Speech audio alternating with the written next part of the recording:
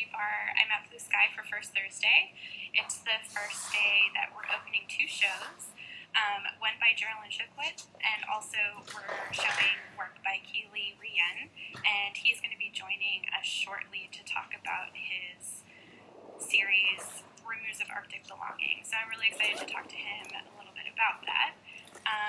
While we're waiting for him to join, perhaps I can take people on a little sneak peek since this is the first day we're open with the show. Just a second.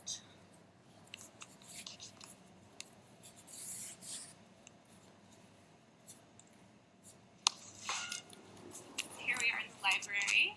We have a small show from the drawers. It's a sneak peek Geraldine show. So this is our front gallery. Just going a different way than usual from the front door.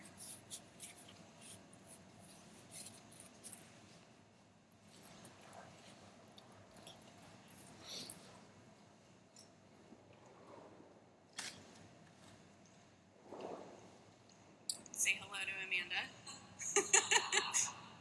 She's in at the front desk today.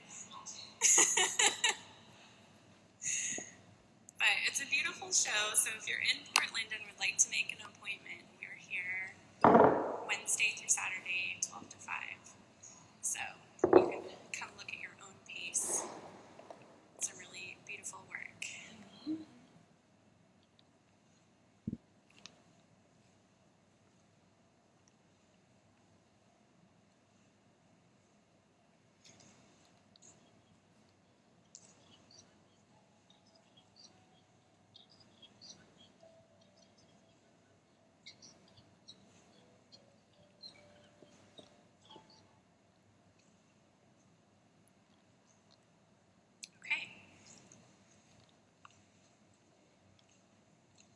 Our 9 gallery is also open. You can see in there.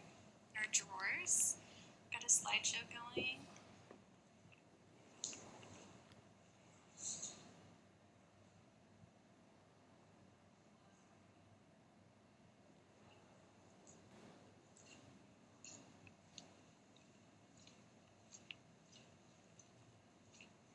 Okay, well, I'm going to go sit back down in the library here.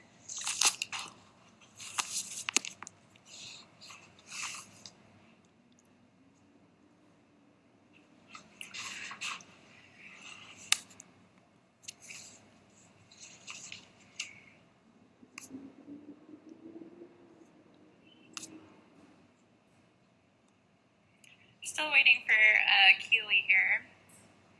And I've got a few effects going on that I wasn't meaning to have.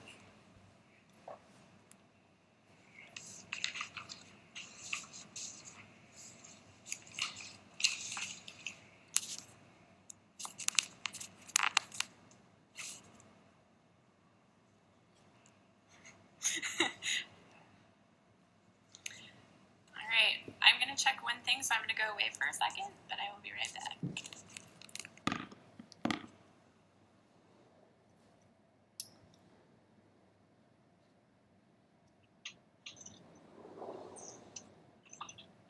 Hi, Kiliii. Hi, Zoe. How's it going? Good. How are you? Yeah, good. Hey, I'm sorry. I don't know what happened about connecting here. It said that it wasn't. It did show me that it was going live. I was just sitting there waiting. Oh, yeah. I was having a little trouble, and then I stopped and started again. So it seems to be sort of the like maybe my phone is haunted or something. So because we had some difficulties last time. So, it's like, I know it's on time anyway these days, right? I know, what is time, you know? Like I didn't think you were going to go that physical, but yeah, right. Sure. Yeah. Well, how are you doing? I know when I last spoke with you earlier today, you were back from an assignment for National Geographic. How was that? Yeah, it was good. The assignment is ongoing for sure. It's about a year, so I'm only about a month in. But it's going really well, and my favorite thing about it is just I spent like a few days hanging out with a couple of different fishing families. So I'm on the Yakima, who are dip netting for salmon right now, and it was just wonderful. We ate fresh salmon cooking on the fire, and it's just hearing about how they're raising their kids to want to be yakima, want to be learning how to dip net for salmon and do all that stuff. So it makes my heart super happy to see that happening. Yeah, that's great. How has, because I know you do a lot of, photojournalist assignment work. How has that been with the pandemic, or how has life been in general with that? It's been good. There's been a lot. I've been covering, in the early pandemic, I covered quite a lot of stuff I did a story for High Country and Outside magazine, and then I started covering the BLM protests at the very beginning of what was going on. But then it slowed way down, but now it's been, back to high gear since mid-July or so. So it's good. I appreciated the slowdown, actually. I can imagine, yeah, because every time I've corresponded with you, you're like, oh, I'm off doing this, or I get a bounce back that you're up in the Arctic or something. So yeah, it's probably nice. Yeah.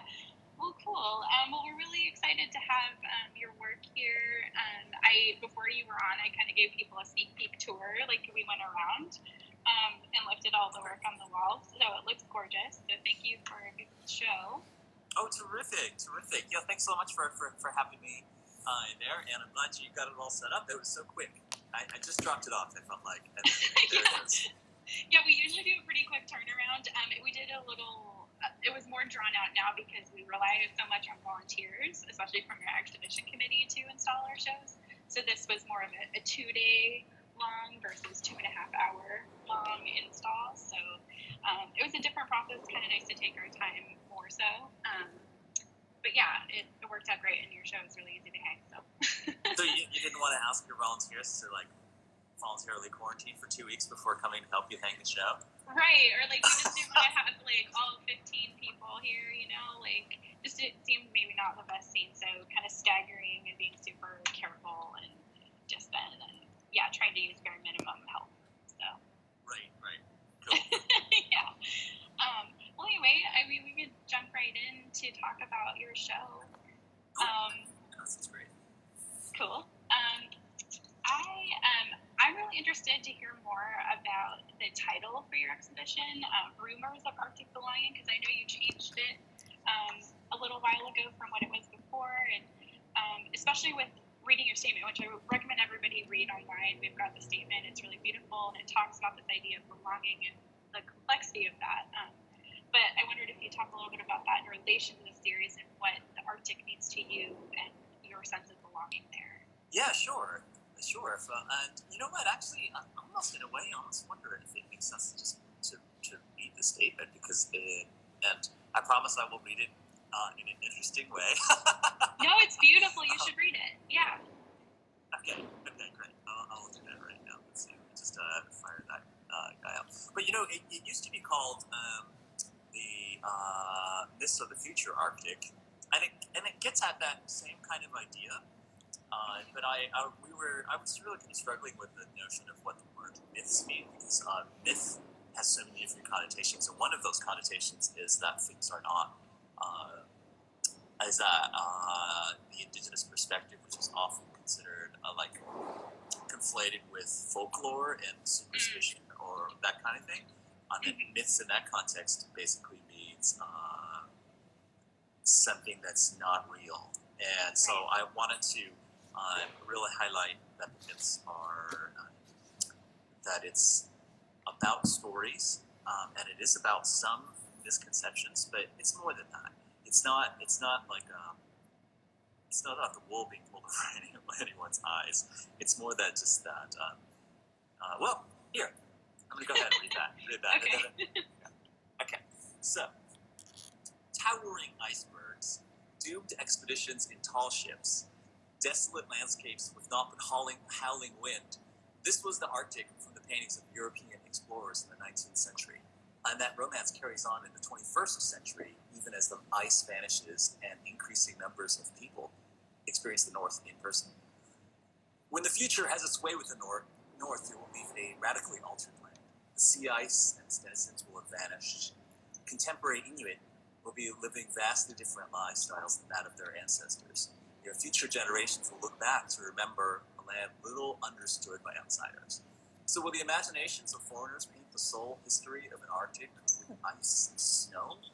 What are the memories of the 3 million Greenlandic Kalallit, Alaskan Iñupiat, and European Samí who call the Arctic their home? Despite my ancestry as a native Siberian, I experienced the Arctic as both an insider and an outsider. So my years there left me with the vision of a multi-chromatic far north. It's a land blued with ancient ice, deepened by blood, and radiant under the northern lights. My Arctic nostalgia is not for sailing ships. If you know me, you certainly know that that's true. But it's for skin boats, like the ones behind me. And my strongest memories are intimate ones. The smell of fermented seal oil, the sting of ice crystals slamming into my face on snowmobile rides, and the background din of howling Greenlandic huskies.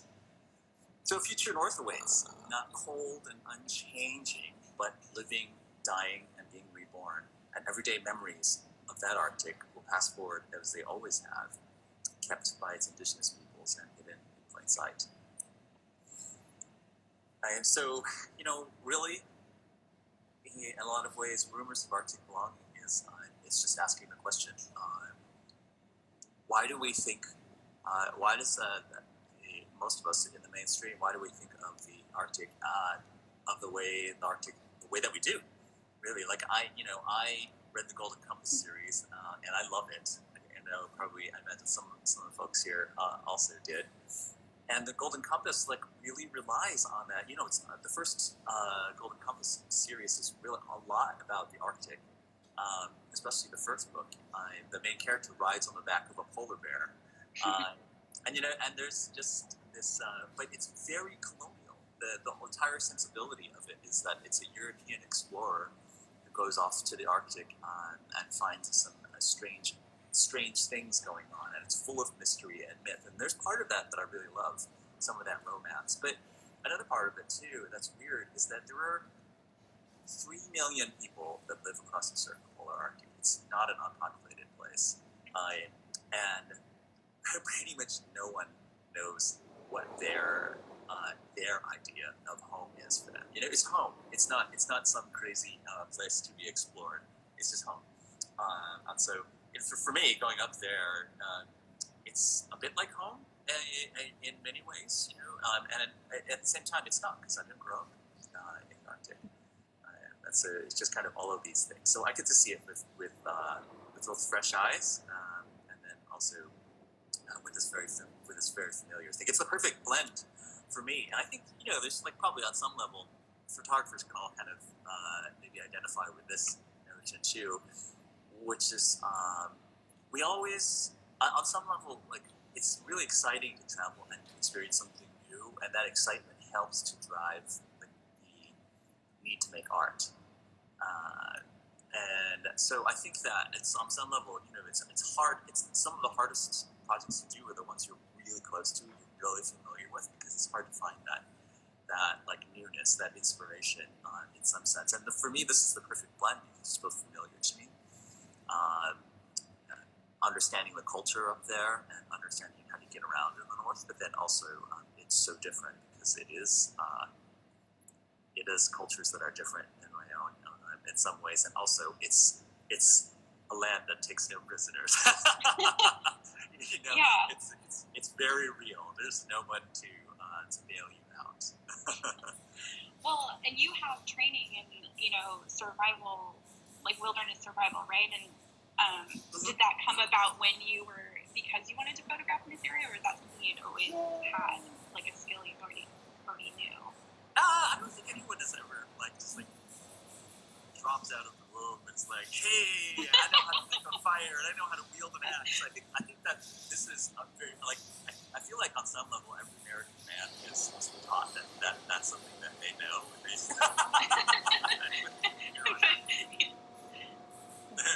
How to swing an axe and do that kind of stuff. But no, I definitely went after it because it's important to me in my connection to the land to learn how to action on it, and not in this kind of REI way, which is do I have the right tent for this place?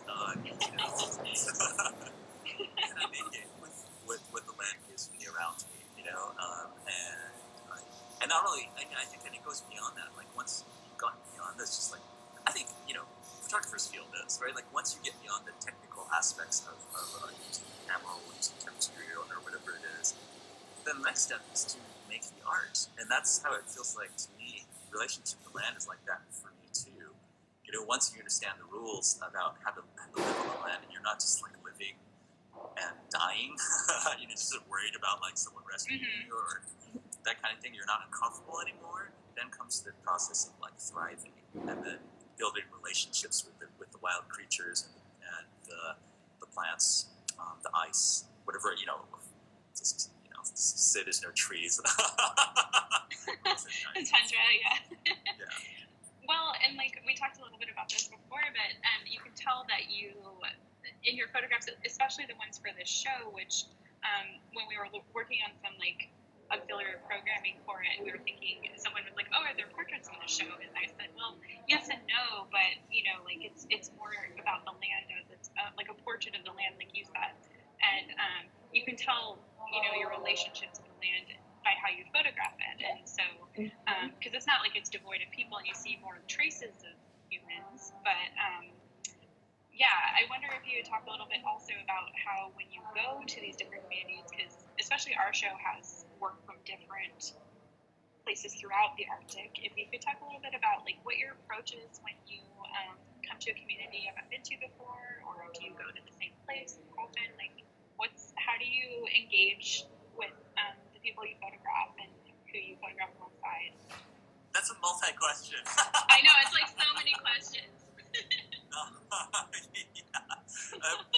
Well, gosh, I'm gonna try to remember the first bit of it. Yeah, I guess.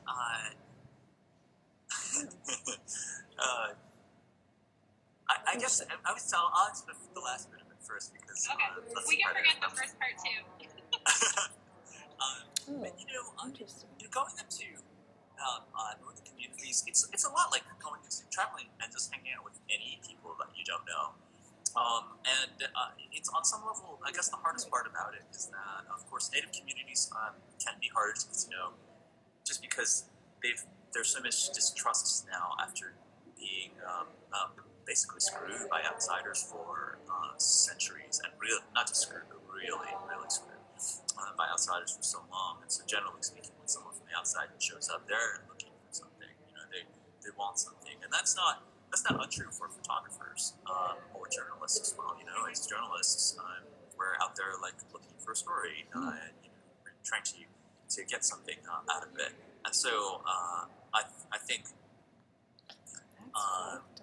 I go in with the very basic indigenous kind of mantra. I don't know, maybe attitude, which is that I'm not. And this is kind of the attitude I go into most situations with, which is not really trying to get stuff from people. The story is important to me, but more important to me, and I always reminded of this, like after an assignment is over, or after any time I'm up in a place. So the best part about it is the relationship with the people I build, which is, I was just talking about this yesterday with that Yakima salmon fishing family, which is like when I first got into photography, like I would go to a place, or you know, I mean, just as a young person, you go to a place and you try to meet everyone and try to hang out with everyone, that kind of thing. And then I very quickly learned that it's not fulfilling.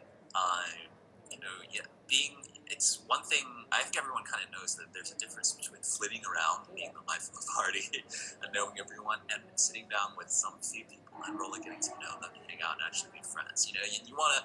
Those are the people that you're going to be hanging out with, like on your bed late at night, like talking about some question or some idea or some, you know, something that you have to work out. Like those are real friends that you're going to make, versus when you're flitting around the party, you really don't know anyone in a way.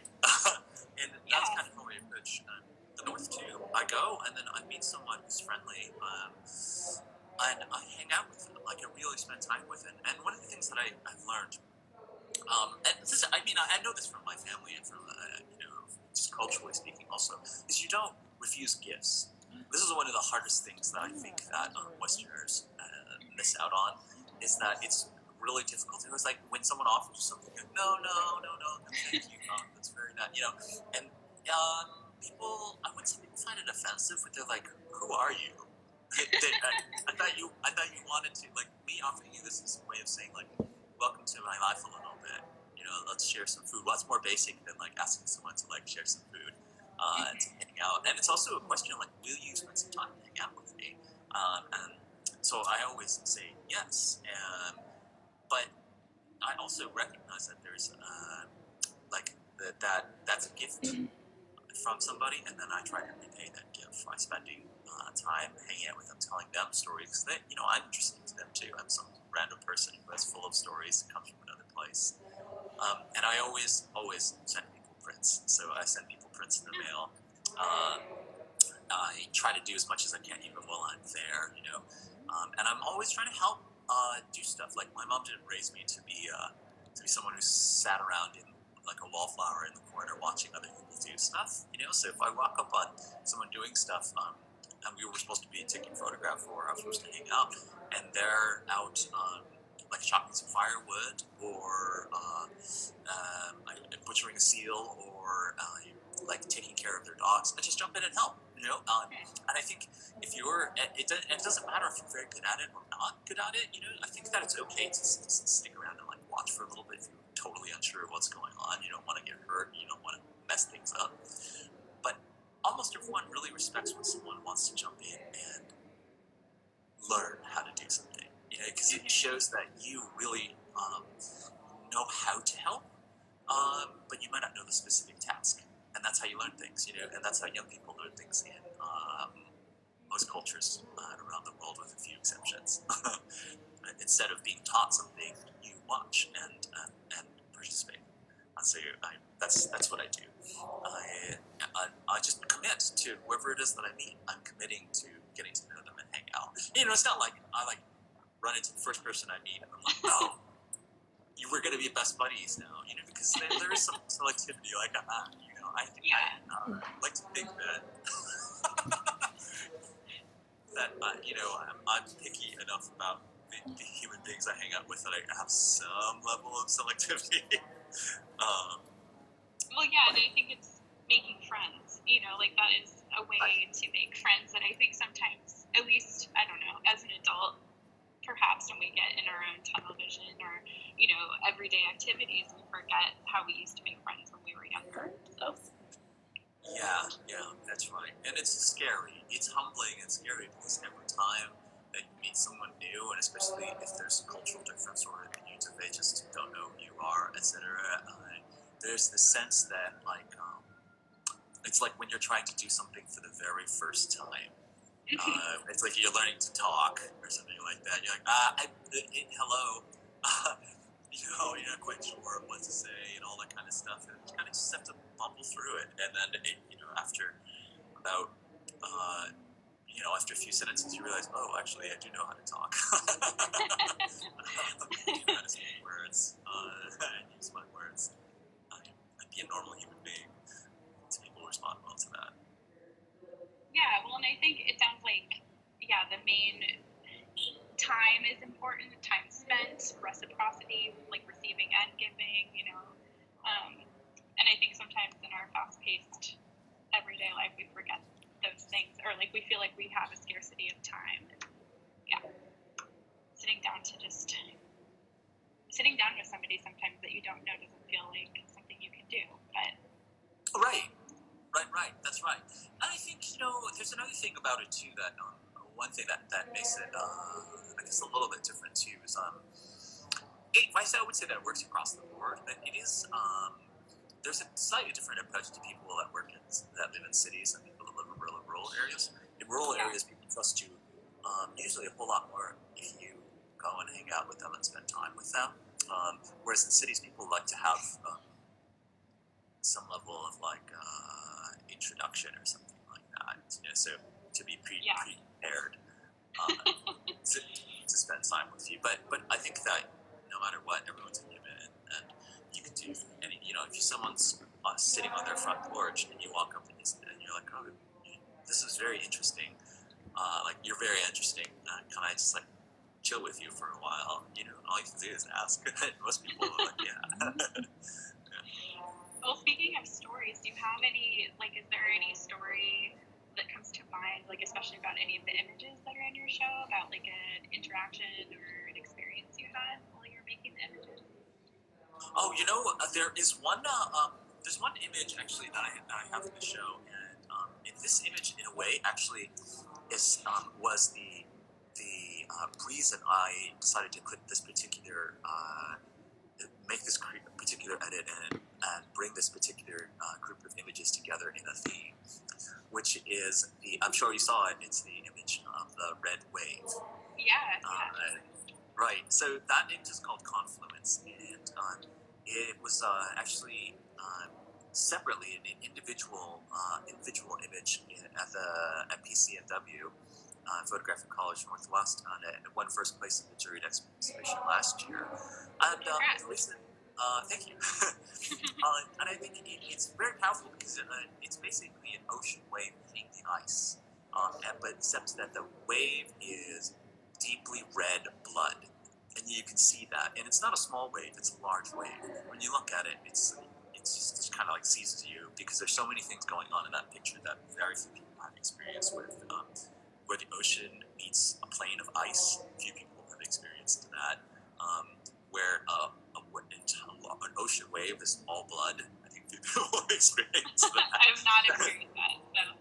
Yeah, coming together. But I think the most important thing for me is why is that image powerful? Because that image is to the majority of Arctic people, especially to Arctic indigenous people, and to the Inupiat. That picture is a picture that makes people proud of who they are. That is their heritage. When they see that picture, they're like, oh, that was a good hunting year. Because that blood is the blood of a whale, the blood of a boatman whale, which is a subsistence food for the people up there, and part of one of the most important stories that I ever did. And so when I just spent a bunch of time towing this whale and helping everyone pull this whale up onto the ice, and then the current changed and pushed all this blood that was dripping out of this whale back onto the ice, and I saw them. And at the moment, all the Inupiat were happening to be taking pictures of themselves with the whale. They were so happy that they brought it and it meant food for the village, and the entire village just shown up to help pull this whale on. It was a moment of celebration, of respectful celebration. It was beautiful, and everyone loved it. And that wave that was coming up. When Inupiat see that picture, they kind of just smile, and it just reminds them of their time on the ice. People will often say "Oh, gosh, I miss whaling season," Whereas Southerners, I want to say Southerners, not Arctic people, will look at that image and just be like, "Oh my God, what is that? That's so creepy and weird," or it's just it's ominous, shocking. maybe. Yeah, exactly. And I think that it encapsulates in a lot of ways what it means to belong to a place, and to belong to a place that has the stories that are of that place that are come from thousands of years old. That this is home for them, and that it includes the ice, the whale, the blood, the sky. All of that is part of who they are, and it's part of their heritage, their identity. Yeah, that's a great image, and I'm glad that you talked about the background, because I was wondering if perhaps that was what it was, but so thank you, because I think we'll have viewers who will ask about that as well. I think, I guess that kind of leads me to, well, first of all, I'm going to say there's a few people who had questions in the comments, so I wanted to make sure to get to those. Yeah, so why don't I go there first? Okay, great. Wondering how making your skin boats has influenced your relationship with the people you meet, the way you view the landscape, and how that influences your photography. Well, I think that's a really good question, and it's you totally nailed it. Let's see.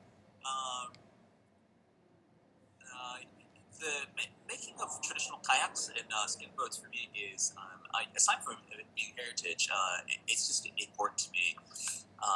So yeah, if you can't see what I mean by skin boats, I think I can just show you. Here, I'm going to walk back for a second. Cool. I was wondering if that was a photograph where you're actually back. That's awesome. Yeah, I don't know if you can see them up there. Yeah, there we go.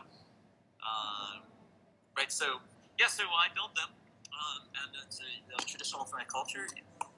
They are internally framed, so they have. You can see that they're wooden skeletons wrapped with a skin. And that skin nowadays is ballistic nylon, unless I'm building something for a cultural event, in which case it needs to be more traditional, and it'll be actually soft skin. But the skin boats have been really important to me. I have been a skin boat builder or a kayak boat builder for much longer than I've been a photographer. And for me, it brought me to the Arctic to connect with other kayak builders. Kayaks and other skin boats are pan-Arctic, like circumpolar Arctic, circumpolar subarctic, which is why my culture does it. And then we are pretty much the furthest south in region where people make them, and then it kind of spread all across Siberia and then Alaska and then through to Greenland. And so they're really important to me as a way of getting food and getting around and just having fun. But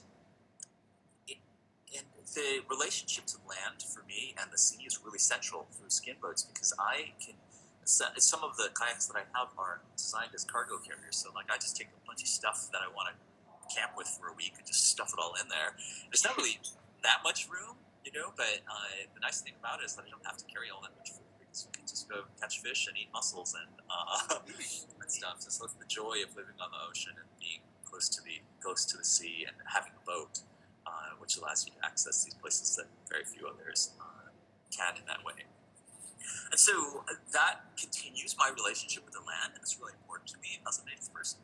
But then, the other, how that influences my photography is that there's this like direct line connection for me, because I am often really pulled to places because of their skin boat building. Like when I go to a place, I'm often not a total stranger, because I start talking. Like if I'm up in Greenland or something like that, Greenland attracted me because they're excellent kayak builders up there. But when I go hang out with Greenlanders, and I very very quickly find out that I'm also a kayak builder, and so immediately like, oh yeah, well, cool, you're cool, we know you. And you start talking about like, we start talking about kayak things and building questions and like what it's like to hang out with seals in the boat, that kind of thing. And so it's just an instantaneous connection because they know that I understand. And the same thing goes for Alaska and goes for other places. And so in terms of like photographically, it helps with trust building. It helps with making myself useful in places. It helps with me just not being a total stranger. And as a result, and trust building for me is just so much of photography is about trust building and relationships, with other people. And so that is how all of that comes together. The other thing too, though, is that I just find like, because of my love for boats and kayaks and the sea and the north, like all of it fits together. It's not seamless for me. Like kayak building and photography is just like one aspect of my life, and there's another aspect. It's all just kind of flows together. And so the beauty of the land and the sea is something I see when I'm paddling, and I just love it, and I seek it out in my photography too. It's sort of indelible for my person. Well, and I love the image that we have in the front window, which looks like you took it from a boat, looking into these like an ice floe. Yeah, that's right. Yeah, kind of giving us when people are outside coming into the exhibition, like an idea of this is how I'm seeing the world in some ways. Right. Yeah, that's right. And that skin boat is that's a skin boat, and it's just an open version of a kayak, about 20 feet long, and it's just sitting on the edge of the ice right at the ocean, which happens to be hemmed in with floating sea ice, like little icebergs. Yeah, it's quite a like sort of stark image in terms of like, wow, this is really different. Yeah, it's beautiful though, but yeah, like if you think really hard about like, wait, what's happening here? Yeah, what's happening here? And it's really interesting to me when people are observant and they really look at that picture. A lot of people who spend a lot of time outside, the first thing that you'll notice is how neatly coiled the harpoon line is on the front deck. You can see that this is a people who takes a lot of great care and have a lot of respect for the thing that they're doing. their life, subsistence life outside, because that super carefully coiled harpoon line means that, like, you can tell that it's, because it's not like bound up, it's not tied up in any way, it's loose, but it's perfectly coiled, and you can tell that, like, if you just touched it, it would all fall apart.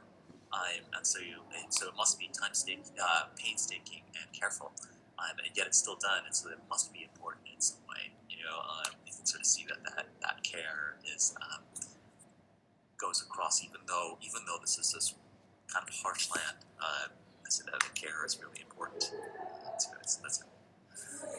Yeah, and that reminds me when I was unwrapping your work to put it on the walls, the knots that were across, they were just, I was like, oh, these seem, I mean, I wasn't sure what kind of knot, but it seemed nautical, and I was like, oh, yeah, this makes sense. Right. Yeah, you're really fancy with the knots. Yeah, they were beautiful. I felt bad taking them apart, but they were very functional as well. I think somebody had a question in the question box. Let's see here. Do you go into assignments with preconceived ideas for shots, or do you just let everything come to you out in the field? I do both. I definitely think about, like, beforehand what I might want to do. I do research too. Like, I will look on Google to see what other people have photographed, if other people have been there, and almost always there's been someone else there before. There's some places where I go, there's really not ever been a person there photographing before. Anyway, that Google knows. And so I look at it, and then I know, it gives me an idea of what photographic opportunities are out there, what it looks like on the ground level. But then another time too, at another level, it gives me an internal database for what kinds of photographs not to make. Like, someone has already made these photographs before. The world doesn't really, we don't necessarily need more. And very typically, it's very rare for me to run across, when I'm researching something, photographs that are taken by another indigenous photographer. Or to be fair, another brown photographer, period. So I sort of know, when I see those images, I sort of know that there's a very particular perspective that's being represented there, and I start to think about it. How do I avoid falling into traps that are present in this image? Not all pictures are like that. There's only, like, some small percentage of pictures that are like that, but it makes me think about it, and it reminds me to not take things for granted. Because I'm multicultural and I'm 100% an American, I have a lot of the same kinds of mainstream perceptions of things, and I have to remember to switch back and forth between different ways of seeing the world. And so I'm reminded when I look at this work, like, oh, this is the mainstream perception of how this place is seen, or this thing is seen, and so I'm reminded to think about it more deeply. But I respond to a lot of what's really going on once I get there, for sure. And a big part, I think, this is the saving grace for, like, all photographers probably, is that, thank God, many things are repetitive. Like, many things happen again. Very few things only happen one time ever, unless you're just working as a hardcore photojournalist and, I don't know, some assassination happens or something like that. But generally speaking, almost any action happens, like, multiple times, and so I can observe it and think very quickly. What do I do when the next time this thing happens? How will I be prepared for it? And how will I make this into a beautiful picture that tells the story I want to tell? Well, you talk about kind of balancing these perspectives. Like, what is your feeling? Like, what makes an indigenous perspective for you, or like how, when you're looking at work, like what makes it feel like an indigenous perspective, or how do you bring that to your work? Well, there are so many different indigenous perspectives. It's a funny thing about it, is that, like, someone certainly, as well, shout out to my Dene friend here, that a Dene perspective is going to be absolutely different than my perspective, my perspective, and so we'll have different ones. But there are some kind of threads that are similar. We have that relationship with land, and then we have a relationship with family, and we tend to see the world from a relationship point of view, period. And so I do tend to think about things like terms of relationships. Like, how do things relate? I always make landscape photographs without people in them, but I'm always thinking about how people and wildlife and the land are interacting with each other. The most important, interesting thing to me is the relationships between those things, and that is apparently that's a very much indigenous perspective. It doesn't mean, I will also say this too, just because it's an indigenous perspective doesn't also preclude it from being another person's perspective, right? So just because we have a relationship with the land doesn't mean other people don't as well. But I just think that having an indigenous perspective, any kind of indigenous perspective, just adds to the mix. It's just really great to have more ways. For sure. And I think, how are we doing on time? For some reason I can't. Pretty good. Okay, good. Just want to make sure we're not like at the end and I haven't asked what I. Well, I guess if we haven't talked, and we talked a little bit about this earlier about climate change and like in relation to your work. You know, like your thoughts on that, because obviously, especially like in the statement you read earlier, there's this idea of like maybe more of a cyclical relation, or you know, like dying and being reborn, this cycle. If you want to talk more about that. Yeah, I mean, I was talking to you earlier about how climate change is the theme of so much. I don't focus my stories or my work period on climate change generally, although I may choose to do one in the future, but just because it is like the background hum of everything that we do. In a way, in the North, you can't avoid it. It's around all the time, and I'll tell a story that kind of puts you in place too. This it really hit home for me. Was this last year? I don't know. Time is just so weird now. Yeah. Pre-pandemic, I'll just say that. So in a pre-pandemic world, it was April, early April, which is still, which is spring, but just barely. It's the end of winter and the beginning of spring. I'm sorry, it wasn't April. It was March. It was the beginning of March. So yeah, just the end of winter and the very beginning of spring, and it's up in the northwest Arctic region of Alaska, driving around on a snow machine to look for muskox, and I happen to be dragging a friend and editor behind me on a sled. Out and about to the other galleries as well? Gear, and we went up into the mountains. We're following like the frozen river, because that's, in the north, This is how your you first get time in the around Blue a Sky? lot of times. Oh, okay. The roads. Well, thank you for coming in today. are- Yeah, absolutely. No, we're glad to see you. Thank you. They're flat. Thank you. It's over, and you can drive a snow machine across. Have a So good weekend. much of the Bye. transportation, and like a lot of people in the north actually favor favorite time of year is the winter, when it's completely dark. You can go and visit family. You go and visit family across these roads that are created, which other times of year there's no way to get to other people. And it's the time of being indoors and visiting with people and stuff, and so that's really great.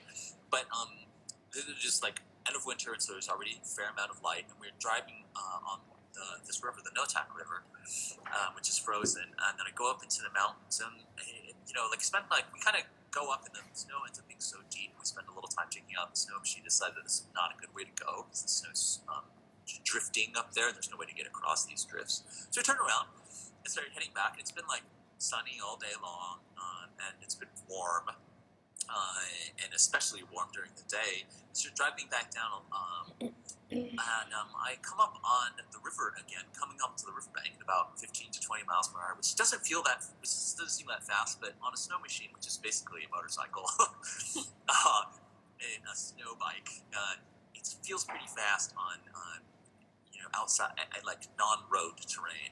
And I come up from this bank and onto the river, and out of the corner of my eye, I just see a flash of something that's a little bit darker than everything else on the river.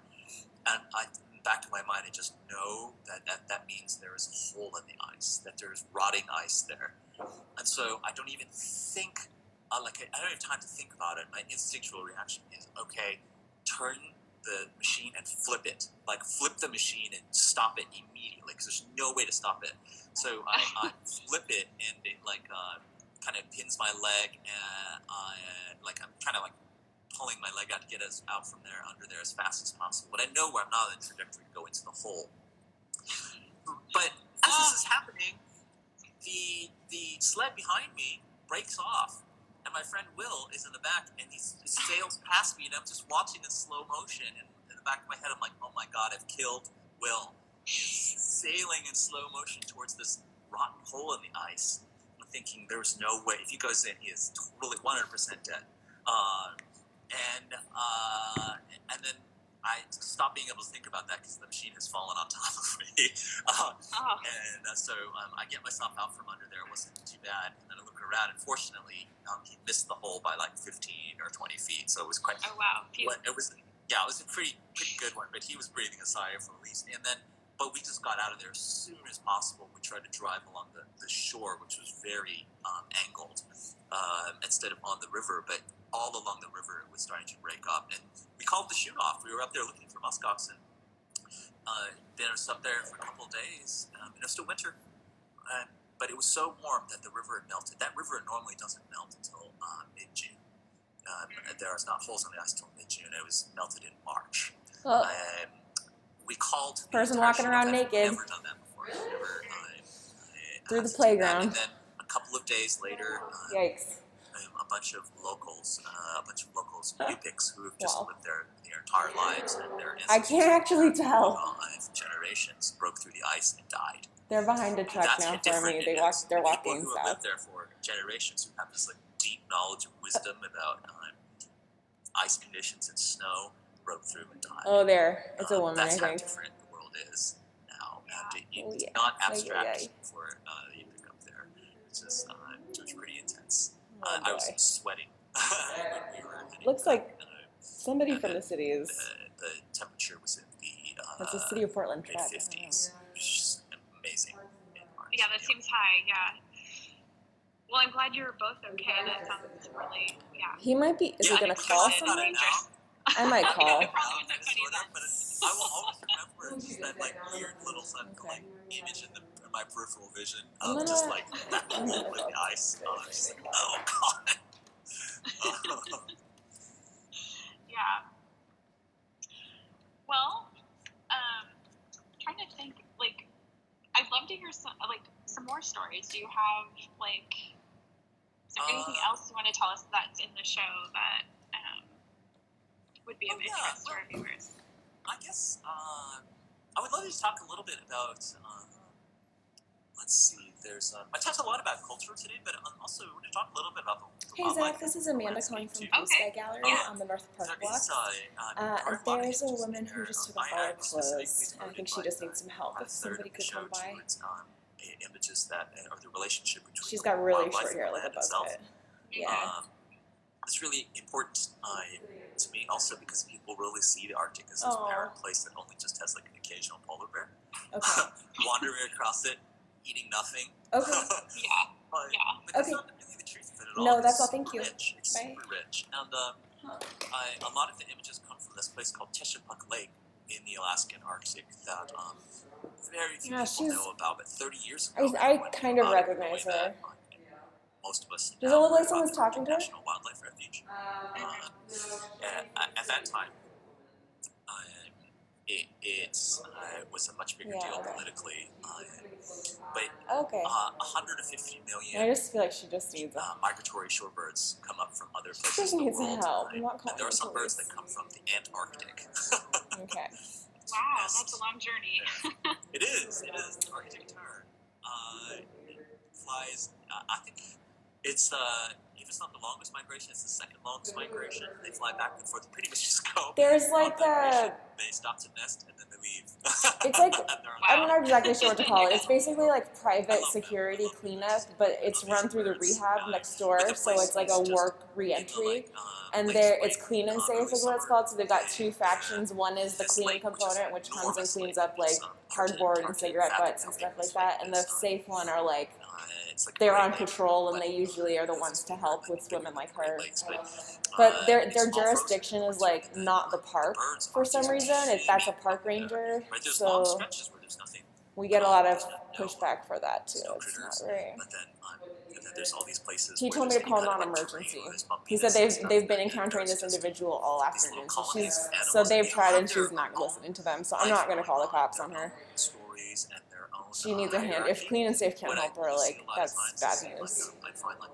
Yeah, and like they're supposed to be that, you know. So that's upsetting. Other species that's hanging out there, and then invariably the best spots for the geese are nesting around where the snowy owl nest is.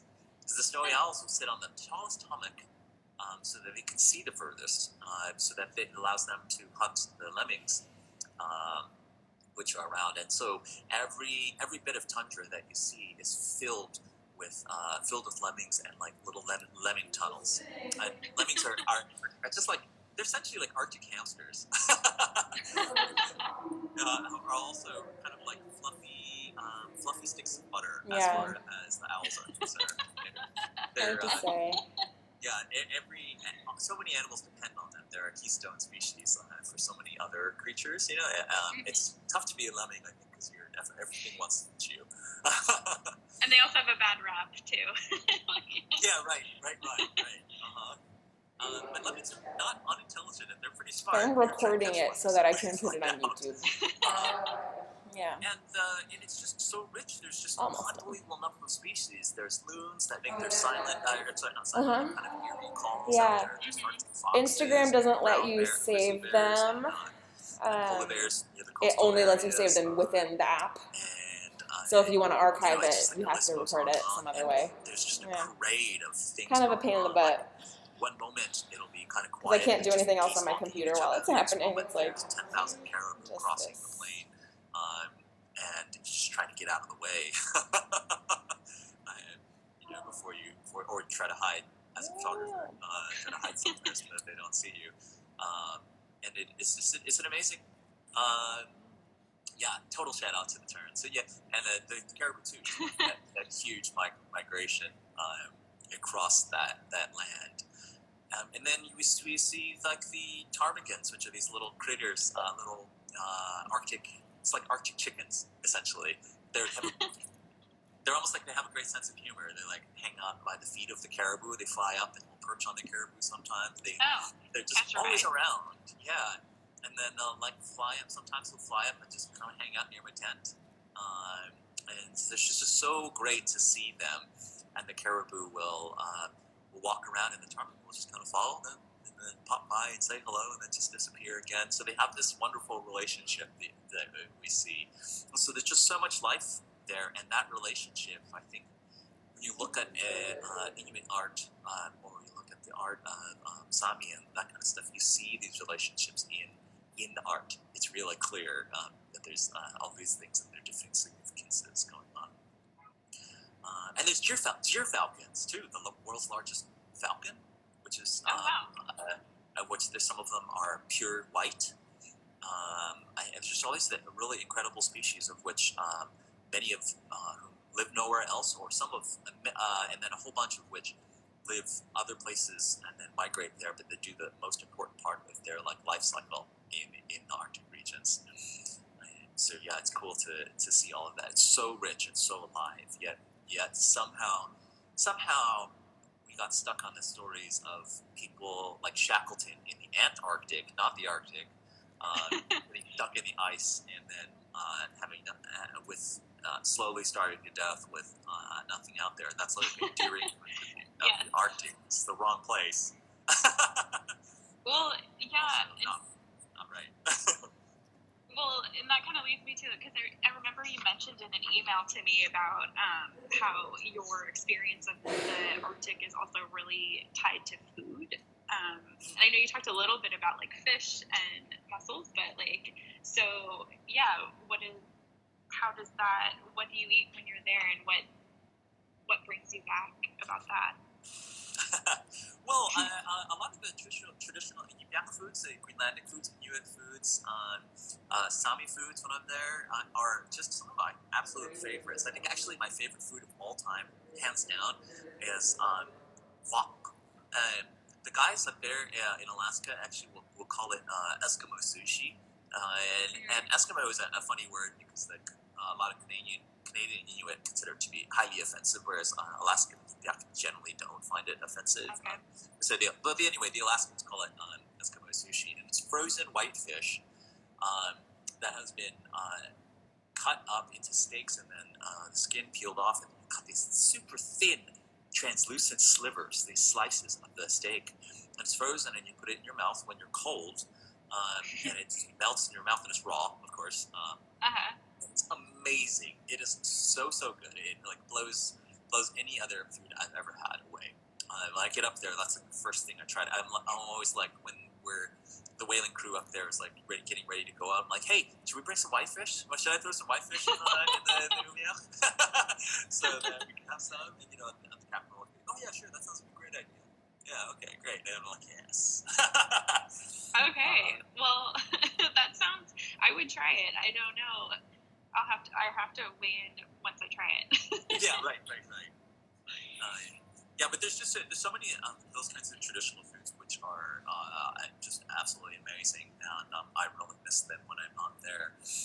But that's kind of the wonderful thing, I think, in a lot of ways about like places that still exist that are local, have local foods and local things, is that maybe we're not meant to have like avocados in the Arctic, and you're not meant to have like every food out of season in halfway across the world. It's like a special treat when you go to that place or be in that place and eat that thing. Do you have planned? Sorry, go ahead. And the other thing about food too, that I also it's interesting. I like to point out, because I was just talking about this with these Yakima fishermen. There's such a strong like social network for the indigenous peoples who are up there. Like the Iñupiat, for example, like will send out chunks of when they catch a whale. That whale will go out to feed like thousands of people in the greater Iñupiat network, including ones who are not living there currently, or people who are like out of town. They'll send it in the mail, or send it to people who are going to visit via Alaska Airlines, like in baggage and that kind of thing. So it just ends up going to feed all these people, and it's such a like communal network. It's so funny to me, because when you like think about it from like a modern mainstream American thing, if we had that kind of system on any kind of level, that any other kind of level, people would call it socialism. But it's just people taking care of each other. It's just what people have just been doing forever, and it's I miss it when I'm up there, because whenever I'm up there, I always come back and I'm just like, I'm loaded down with food. People insist that I take 50 pounds, which is the Alaskan Airlines and then like I still have some Iñupiat food in my freezer from 2 years ago that I haven't yet finished, and I share it. Oh wow! Anytime I can. We have some family friends in Alaska that also send us back with like a cooler through Alaska Airlines. So yeah, there you go. Right, exactly. That's just like that kind of like relationship with the land and the gift of it, the wealth of it. It's it's so. God, it's just so easy to forget about. It's so easy to like just sort of like I think that's not a form of wealth. When you go and put in like a mine or like drive and put roads and all the access points for oil and all that kind of stuff, then slowly start losing that. That is such a bummer. It's not true across the board, but there's a real tendency for once the infrastructure goes in, for that means the slow demise of a place, which is a real bummer. Yeah. Well, and it looks like we have about 20 seconds left, so